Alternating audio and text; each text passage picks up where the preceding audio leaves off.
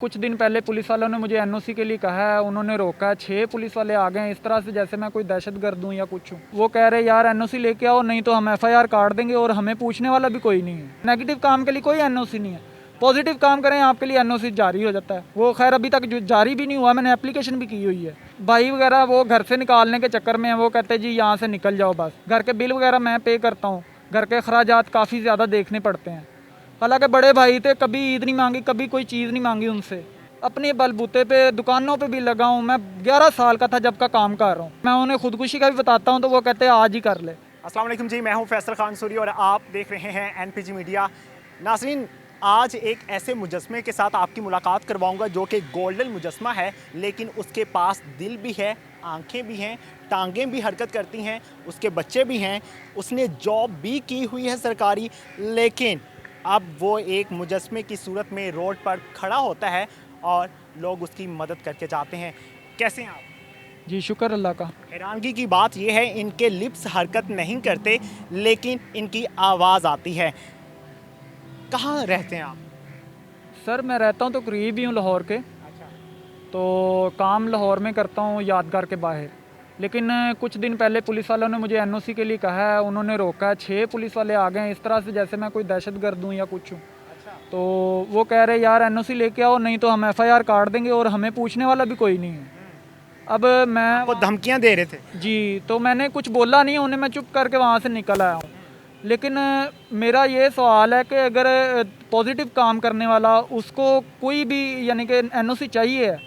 जो नेगेटिव काम कर रहे हैं, जो वहाँ पे लेट के नशे कर रहे हैं, जो बरना हालत में भी पड़े रहते हैं, लेडीज़ गुजरने से परेशान है वहाँ पे, तो आप वहाँ पे देखें उनको एनओसी कौन दे रहा है? कोई भी एनओसी नहीं है। नेगेटिव काम के लिए कोई एनओसी नहीं है, पॉजिटिव काम करें आपके लिए एनओसी जारी हो जाता है। वो खैर अभी तक जो जारी भी नहीं हुआ, मैंने एप्लीकेशन भी की हुई है। ये लोग पहली बार एक ऐसा मुजस्मा देख रहे हैं जो सरकारी नौकरी भी करता था। वो किस तरह? सर मैं था पंजाब लैंड रिकॉर्ड अथॉरिटी में थर्ड पार्टी के थ्रू कॉन्ट्रैक्ट बेस पे। उसके बाद हमें पता चलता है कि कल आपकी जॉब नहीं है, एकदम से हम निकाले जाते हैं, धड़ाम से हमारी जॉब नीचे आ जाती है। ठीक है, जस्ट हमने जाके डीजी पेलरा साहब को हमने रिक्वेस्ट की है, सर हमारा कुछ सोचा जाए, हमारे घरों के हालात इस तरह के कि हम सिर्फ हैंड टू माउथ हैं और तनख्वाह पे गुजारा करते हैं। उन्होंने कहा यार नहीं, गवर्नमेंट आई है, मैं कुछ नहीं कर सकता। हमने कहा 1-2 माह का टाइम दे दें। कहते हैं गवर्नमेंट का मसला, बजट नहीं है उसके पास, उसने कुछ नहीं करना। वो डीजी पेलरा साहब ने हमें ये कहा, तो चंद रुपये जो हलाल के थे मैंने कमाए, मैंने उस पर रेडी लगाई, और एकदम से कोरोना आ जाता है। कोरोना में मैंने रेडी बंद करनी पड़ी, तो कोई आमदन का ज़रिया ना कुछ। लोगों ने इमदाद तब भी करनी शुरू मुझे की है, ऑफ़र की है कि यार ये राशन है, ये। मैंने कहा यार जब पड़ा है मैं क्यों लूँ किसी के से। ठीक है, अल्हम्दुलिल्लाह खुद की बेस पे, मैं वालिद साहब भी बूढ़े थे, खुद की बेस पे पढ़ा हूँ, सारा कुछ किया है।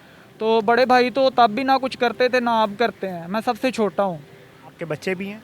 नहीं, मेरे बीवी बच्चे, शादी नहीं हुई अभी, कुछ भी नहीं। तो भाई वगैरह वो घर से निकालने के चक्कर में है, वो कहते जी यहाँ से निकल जाओ बस। घर के बिल वगैरह मैं पे करता हूँ, घर के अखराजात काफ़ी ज़्यादा देखने पड़ते हैं। तो सबसे छोटा हूँ, इसलिए मुझे खैर सितम ज़रीफ़ी काफ़ी उनकी सहनी पड़ती है।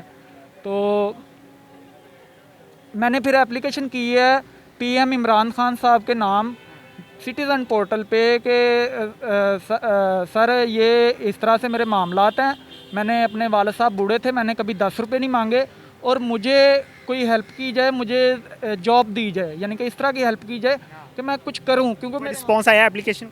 नहीं, एक रिस्पॉन्स आया था, वो मैंने सब महकमों को की। एक रिस्पॉन्स आया, वो भी जाके मुझे एक दिन कॉल आती है महकमा बैतुल माल के चेयरमैन साहब के कि आपको सर बुला रहे हैं। मैंने कहा ठीक है। चेयरमैन साहब से मेरी सीटिंग होती है, मीटिंग होती है। बड़े एहसन अंदाज से वो मुझे मिलते हैं, मेरी बात को सुनते हैं और मेरी एप्लीकेशन देखते हैं कि यार पढ़ा लिखा हो कि ये इसके साथ ये मामलात हैं।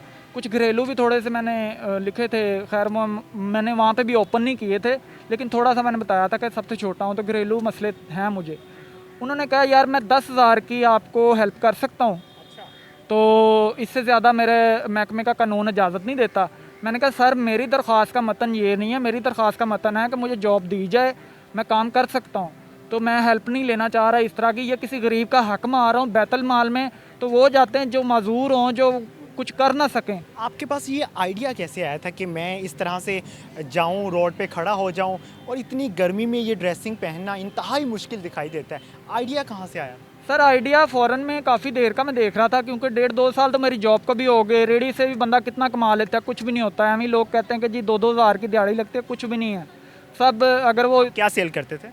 मैं सर सब्ज़ी भी लगाई है, बड़ा कुछ लगाया, रेडी पे ही मैंने किया, काम चेंज भी किए हैं, पर कुछ रिस्पॉन्स नहीं है। अगर वो रेडी वालों की इतनी लाइफ ईजी है, 2-2 हज़ार की दिहाड़ी एक अच्छी अमाउंट बन जाती है महीने की, 50-60 हज़ार रुपया। तो अगर वो इतनी अच्छी कमाते हैं तो वो उनके ड्रेसिंग आप देख लें, उनके जूती कपड़ा देख लें आप, ये सब कहने की बातें हैं।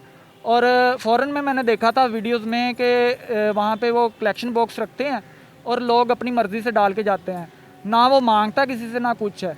हम पैरेट लेते हैं, ईगल लेते हैं, वहाँ पे हम तस्वीरें खिंचवाने के 500-500 रुपया चार्ज कर लेते हैं, ठीक है, वो जायज़ है।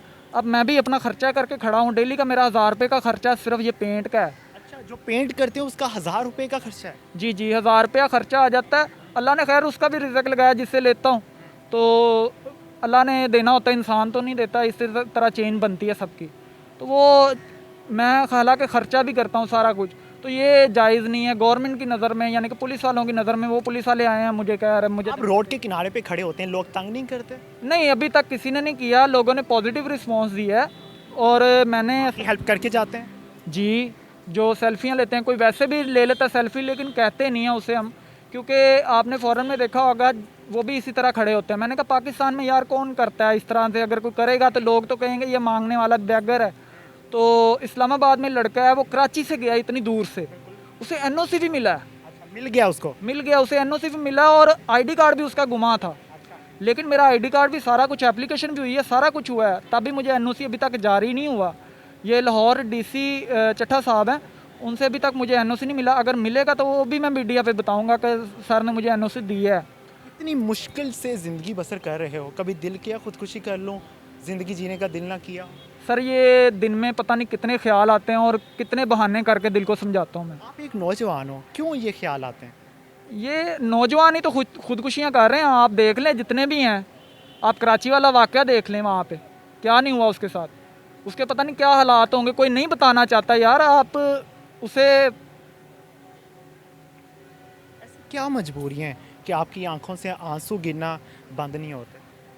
बस घरेलू हालात हैं, वालदैन छोटी उम्र में चले गए। मैं तो हॉस्पिटल में अपने वालिद साहब को खुद लेके गया हूँ, सबसे छोटा हूँ।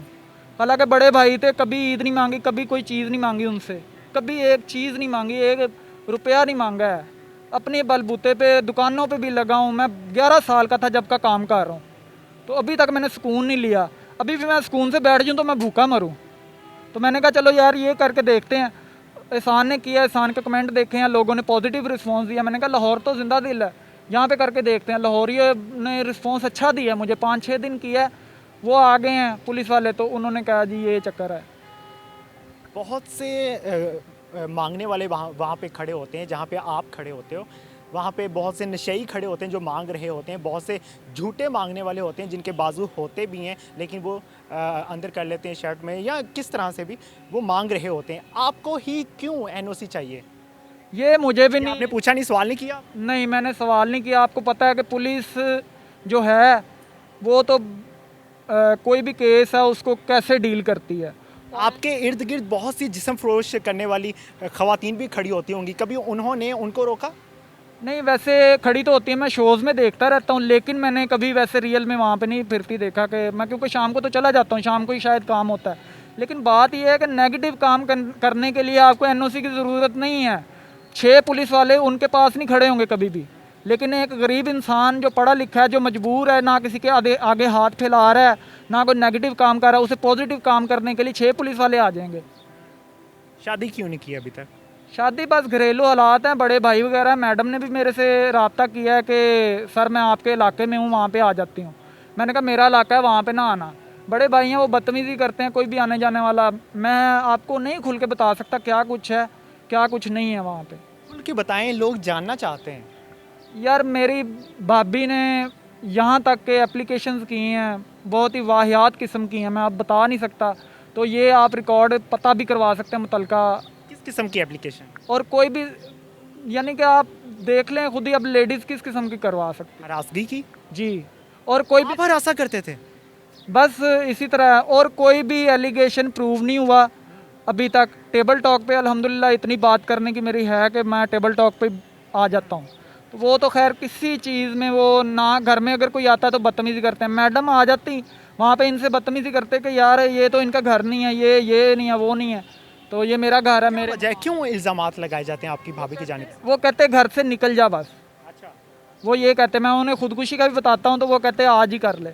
फिर मैं दिल को समझाता हूँ कि इन्होंने सानी देखनी, इनकी सानी होनी है, अगर मर भी गया तो मैं क्यों करूँ। लेकिन फिर भी दिल आता कि चलो सुकून होगा शायद।